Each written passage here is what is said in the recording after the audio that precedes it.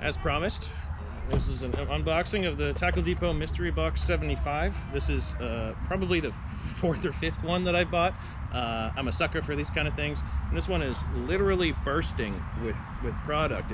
It came ripped open, and the side is just stuffed with product. So let's not waste any more time.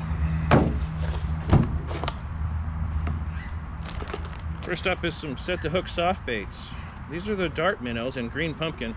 These are kind of cool because they have, it's a regular minnow profile, but they have this little bulb in the tail, which I'm pretty sure is going to affect the action, give it a little bit more of a wibbly wobbly. Wib-wob, I think that's the technical term.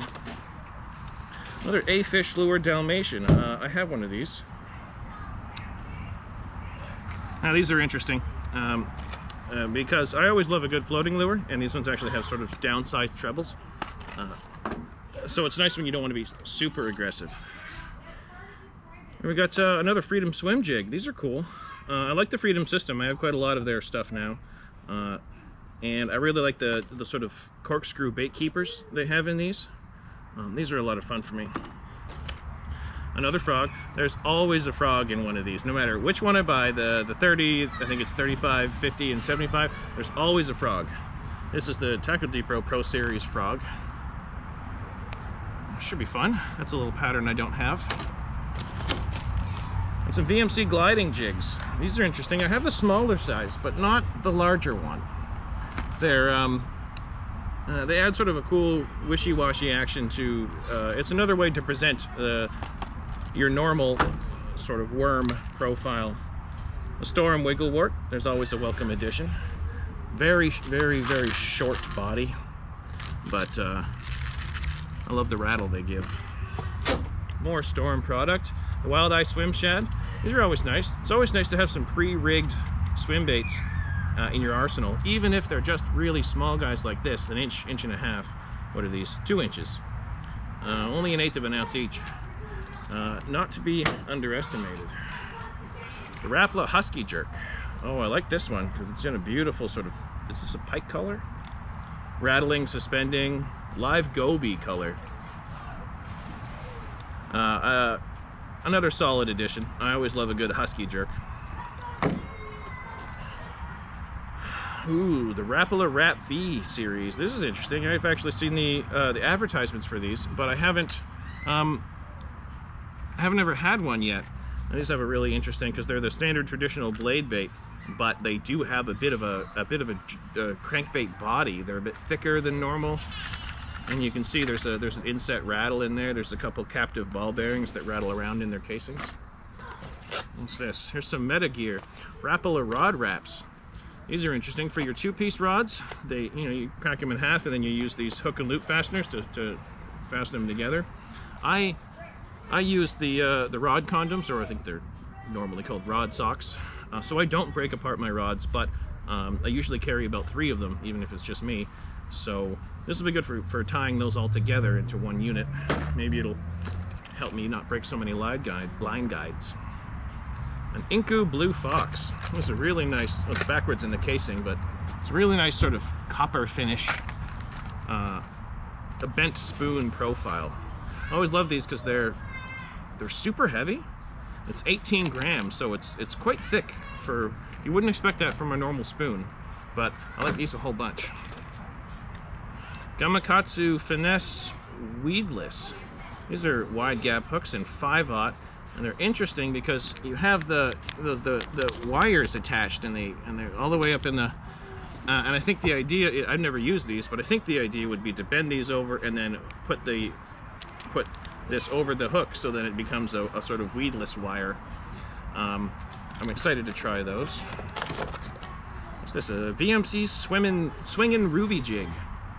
Well, these are cool. So they got there's the double bait holder in there, and it's a lot like the Freedom system because I think the heads sort of swivel on the base. That's interesting. I love a good bait holder, so I'm not gonna put those on the sidelines too much. Well, Gamakatsu Skip Gap Shaky Head.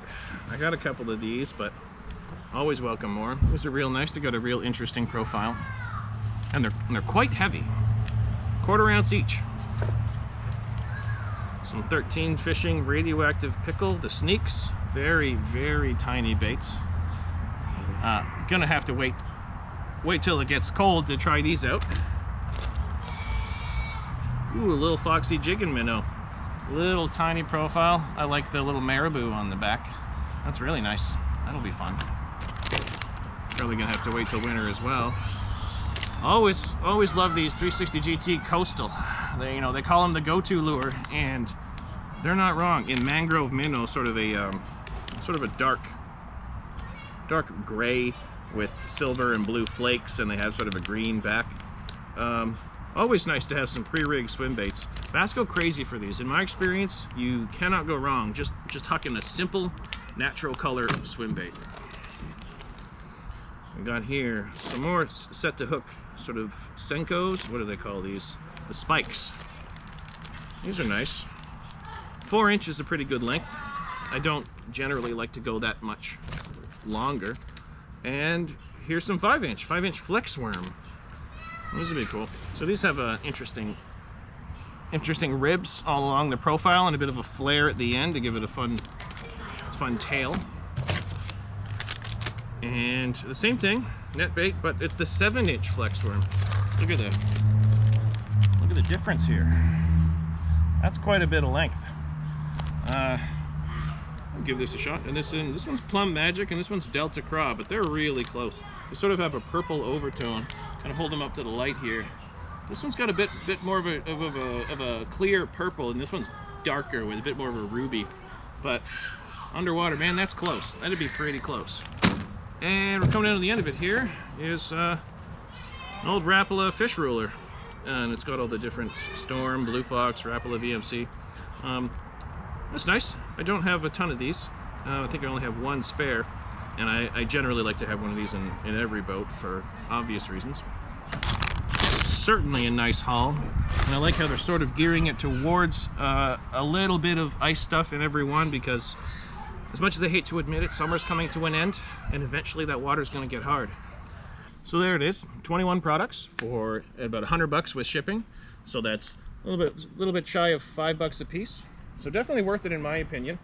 I won't be able to get these out onto the water for another week or so because I'm working on a big project that has been landlocked for the moment. But I'm excited to get these out on the water and tell you guys how they do.